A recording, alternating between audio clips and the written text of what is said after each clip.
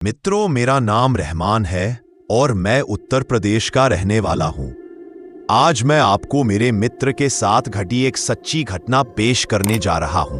मेरे मित्र का नाम वसीम है और हम बचपन से ही बहुत अच्छे दोस्त हैं और हमारी हर एक बात एक दूसरे से शेयर करते हैं। हम जब कॉलेज में आए थे तब उसकी सगाई हो गई थी।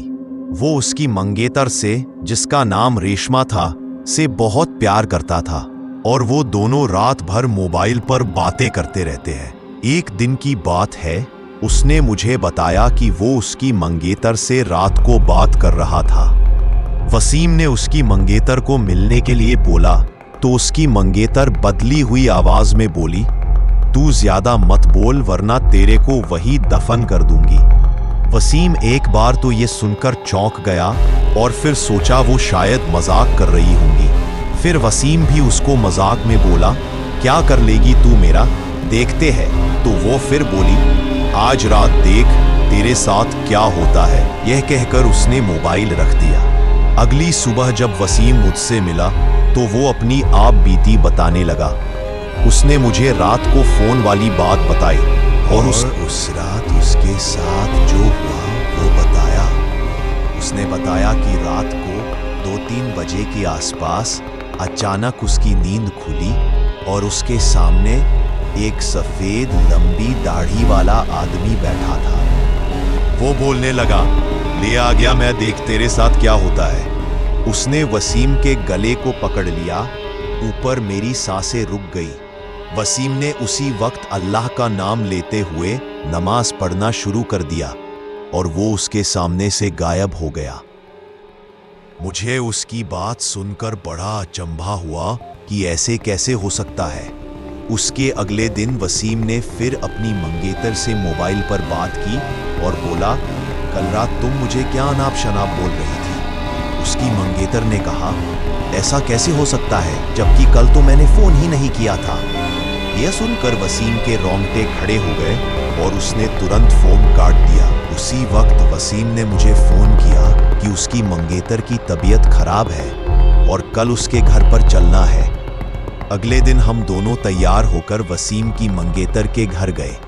वहां हमने दरवाजा खटखटाया तो उसकी मंगेतर सामने खड़ी थी और बदली हुई आदमी की आवाज में बोली, तू फिर आ गया ना, तूने अगर अंदर कदम रखा तो यहीं पर तेरा जनाजा निकाल दूंगा। वसीम बोला कि ये क्या बोल रही है तू। वसीम आगे था और जैसे ही उसने घर में कदम रखा, उसकी मंगेतर ने दीवार पर तंगी तस्वीर उतारकर वसीम के सर पर दे मारी। उसके सर से खून बहने लग गया। वसीम के ससुर और सालों ने उसकी मंगेतर को पकड़कर बिठाया। फिर उसके सालों ने वसीम के सर पर पट्टी बांधी। रेशमा के दादाजी ने बताया कि रेशमा को जिन्न का साया लग गया है। इस पर वसीम के ससुर ने उन्हें अपना मुंह बंद रखने को कहा। थोड़ी देर रुककर हम वहां से सीधे अस्पताल जाकर ढंग से पट्टी करवाई। उसके अगले ही दिन मुझे वसीम का फोन आया कि रेशमा की तबीयत बहुत खराब है और वो अस्पताल में भर्ती है। वसीम ने बाइक निकाली और हम दोनों जल्दी अस्पताल पहुंचे। वहां पर पहुंचते ही हमने डॉक्टर से रेशमा की हालत पूछी तो उसने बताया कि उसकी हालत बहुत नाजुक है। कोई असली बीमारी का पता नहीं चल पा रहा है और उसके घर वालों को डॉक्टर ने रेशमा को घर ले जाने को कहा। सभी हैरान थे कि ऐसी क्या बीमारी है, इसका इलाज डॉक्टर के पास भी नहीं है। फिर उसके घर वाले रेशमा को घर ले आए। रेशमा ने वसीम को बुलाया और कहा कि मैं अब ज्यादा दिन जिंदा नहीं रह पाऊंगी और तुम किसी अच्छी लड़की से शादी कर लेना। ये सुनकर वसीम की आंखों में आंसू आ गए और बोलने लगा कि मैं तुम्हें मरने नहीं दूंगा। फिर रेशमा के दादाजी ने उसको पास ही के पीर बाबा के पास ले जाने को कहा। हम उसको पीर बाबा के पास ले गए और पीर बाबा ने बताया कि इसको एक बुरे जिन्न ने जकड़ लिया है, जिसकी वजह से वो इसके शरीर को नुकसान पहुंचा रहा है। अब बहुत देर हो गई है। पीर बाबा ने बताया कि इसका एक ही इलाज है। यहां से 80 किलोमीटर दूर एक दरगाह है, वहां इसका इलाज हो सकता है। और बाबा ने बताया कि इसके साथ वही इंसान जाएगा जिसे वो सबसे ज्यादा चाहती है।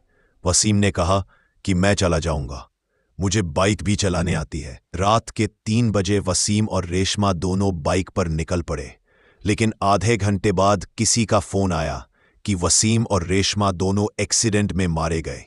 ये सुनकर मेरा रो रो कर बुरा हाल हो गया। मेरा सबसे करीबी दोस्त अब इस दुनिया में नहीं रहा।